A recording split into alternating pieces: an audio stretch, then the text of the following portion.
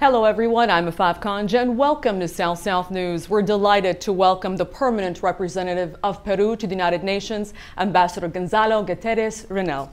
Pleasure to meet you. Hi. Welcome to South South Good morning. News. Ambassador Reinel, on many people's minds today is the earthquake, tsunami devastation that hit the northeast coast of Japan, which also reportedly destroyed some buildings in the coast of Peru and created some flooding as well. Can you tell us the situation today in that area of Peru, and really on a more broad sense, what Peru is doing to mitigate climate change in terms of disaster mitigation?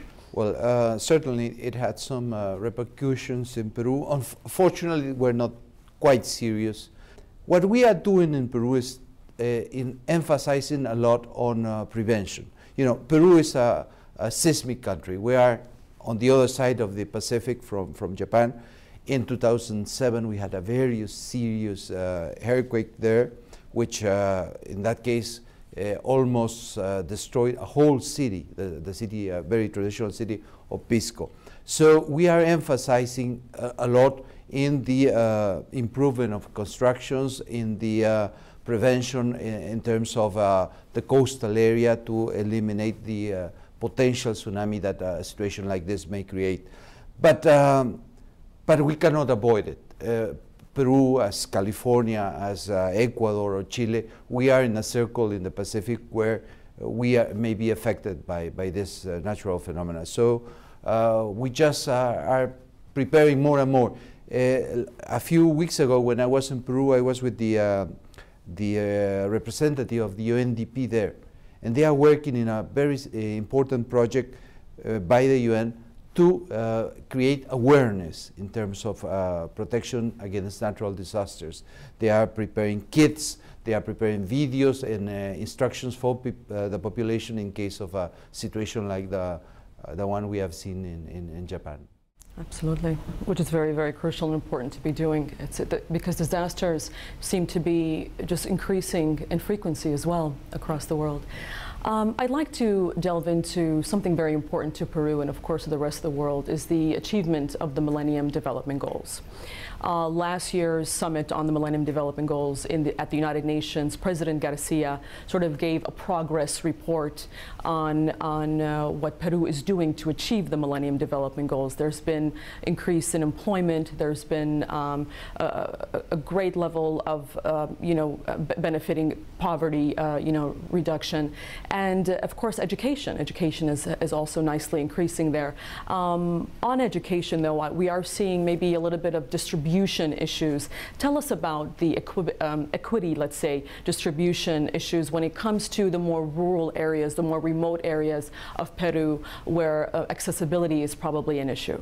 Yeah, well, the effort to reduce poverty in Peru has been very successful. In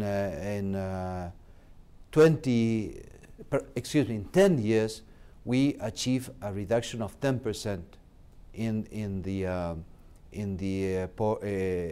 level of poverty and also in the extreme poverty. What the Peruvian government and the previous governments have been doing in terms of education is trying to get a more connectivity in Peru. There was a project to establish a link with computers to schools in the rural areas. This has been followed with the initiative by Mr. Negroponte here in the States to create very cheap computers for children. That's one of the initiatives we are following.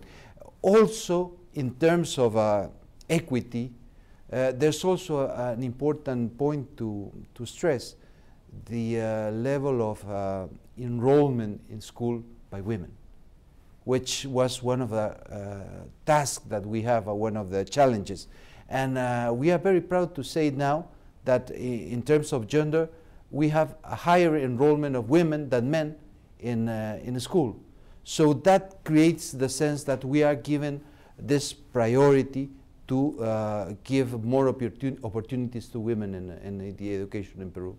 Ambassador Reinel, let's talk about economics for a moment. Peru is witnessing phenomenal amounts of economic growth recently, and President Garcia again has been quoted as saying that Peru is the fastest growing economy after China, of course.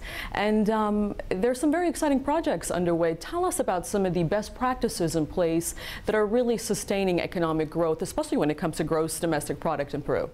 Well, it has been a policy for almost 20 years now to open the economy of Peru. Peru has negotiated trade agreements and integration agreements with almost everybody in the world now. We do have free trade agreements with the US, with Canada, with all our neighbors in South America, the Andean Group, Mercosur. We negotiate an agreement with China. We just finished the negotiation with Japan and Korea. We negotiate with EFTA in Europe, and now we are in the process of a negotiation with Central America. So one of the key areas of Peru integration and growth is this open economy to the world. And this has created a significant benefit. The economy has grown a lot in the last years. Even in the day of the year of the economic crisis, 2008, 2009, Peru had positive figures in terms of growth. Last year we achieved almost 9%. The prediction for this year, 2011, is around 6 or 7%. So we are in a good path. Now the challenge is to create more integration of the population in Peru to this growth, because basically the growth is centered in the cities in the coast. All the infrastructure, the growth have been related mainly to exports in terms of agricultural production and mining. But now the challenge is to spread this growth to the high Andes. One of the elements the Peruvian government stressed a lot was the need for the private enterprises to practice the concept of corporate social responsibility. In 2008, we had in Peru the summit of APEC, you know, the 21 large economies in the Asia Pacific. This was the first time that Peru could host a meeting of this level with the presence of the heads of state of Russia, China, US, Canada, Japan, Korea. And there the theme that Peru introduced in the discussion between the leaders of these countries was corporate social responsibility, so as the companies to assume as well the need to participate in the development. Many of the projects especially in mining, are in very far away areas of the country, and we need that the population in those areas feel that the growth, the mining projects that are developed there are of direct benefit to them, and this should be helped by the corporate social responsibility of the companies. We should say that that is going on very well, but still we do have the challenge I mentioned before to create a significant, more equitable growth especially in the Andes and in the Amazon jungle. Ambassador, I don't think we can talk about economy and its growth without touching on ICT, information communication technology, very important tool. As far as Peru is concerned, there are a couple of really exciting projects, as you mentioned, with South Korea. There's, of course, here China again. China, let me read this out for you. Chinatel plans to invest $62 million to offer services including internet protocol telephony over a new WiMAX network in Peru via its subsidiary Perusat, and it's going to be launched around August 2011, so just in a few months from here. Yeah. Tell us about some of these exciting projects when it comes to really building sustainable development in Peru in terms of ICT for development. Yeah, well, in terms of technology, one of the subjects that the Peruvian government stressed is the need to reach these faraway populations and the children in terms of communicate or have access to new technologies. So Peru worked with Mr. Negroponte in this development of $100 computers. And we are in the process of distributing these computers all over the country in order to have wireless communication to faraway communities where there's no direct connection, so they can access to the international information, to have access to technology knowledge. So this is not going to be just centered in the large cities in the coast. Very good. And then let's talk a little bit about sustainable development. The Rio +20 conference is coming up soon in Istanbul next year in 2012. And sustainable development is quite a key term that's being discussed almost on a daily basis at the United Nations. So it's truly important to the international community at large. So if you can just sort of expand on what Peru is doing in terms of sustainable development, in terms of best practices and mechanisms toward sustainable development. Well, I would say that the two main problems in terms of sustainable development, and both of them very closely related to climate change, are the one you mentioned, the problem that we are losing the glaciers, the tropical glaciers in the world that are in South America. The figures you mentioned are absolutely correct. And a significant part of the economy of Peru is related to the availability of the water resources coming from those glaciers. But unfortunately, we in Peru cannot deal with that by ourselves. That's a global problem. But another problem related to sustainability in Peru is deforestation.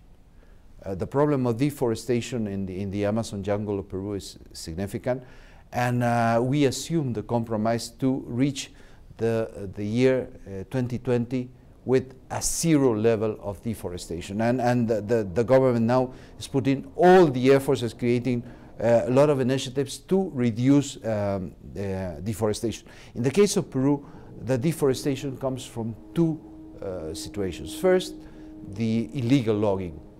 So we are trying to enforce the rules that exist in the country to avoid illegal logging. But the second one is related to another global problem, which is drug trafficking. The problem of the cultivation of coca in certain areas of the Amazon jungle paradoxically is creating deforestation, because that area is used for a short while and then is abandoned after cutting the trees. So these two problems interlink in Peru. And of course, for us, it's a real priority, the fighting against drug trafficking. Ambassador, my final question has a more personal note to you. In your work at the United Nations and, of course, representing and advocating for Peru, what are you focusing on this year, and what changes would you like to see for your country? Well, one of the areas we gave a lot of priority in the last year was a resolution that Peru prepared, negotiate, and obtain the consensus approval related to culture and development.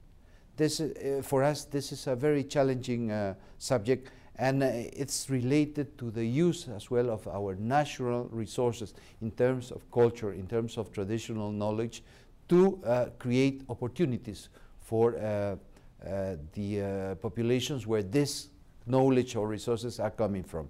Basically, the people who are producing products that can be now incorporated to global trade. Also, this resolution is related to the fight against the illegal trafficking of cultural objects that we are facing in Peru.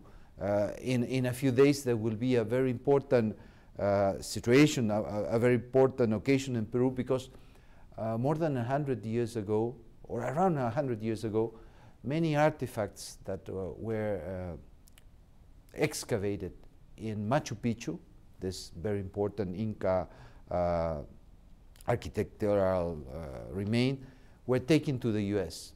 And we have reached an agreement with Yale University, where those artifacts were for 100 years, for all these artifacts to return to Peru.